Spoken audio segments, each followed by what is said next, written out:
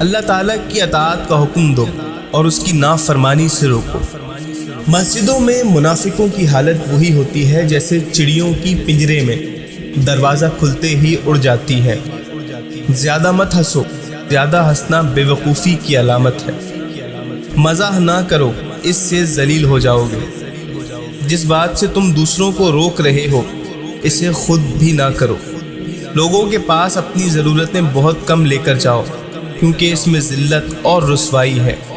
اپنے گھر والوں اور ان لوگوں سے جو تمہاری عزت کرتے ہیں خوش خلقی سے پیش آؤ۔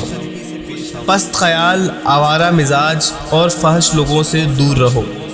ظالم کا ہاتھ پکڑو اور اسے ظلم سے روکو۔ جو شخص اس لیے مظلوم کے ساتھ چلتا ہے کہ اسے اس کا حق دلوائے، اسے اللہ تعالیٰ اس دن ثابت قدم رکھے گا جس دن قدم پھسلیں گے۔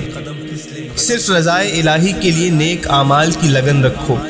جب رضائے الہی کے لیے کوئی کلام کرو تو اسے بہتر انداز میں کرو۔ ناپسندیدہ باتوں سے چشم پوشی کرو اور بردباری سے کام لو۔ اللہ تعالیٰ کی اطاعت میں لوگوں کی نافرمانی ہو جائے تو کوئی بات نہیں، لیکن لوگوں کی اطاعت میں اللہ تعالیٰ کی نافرمانی نہ ہونے پائے۔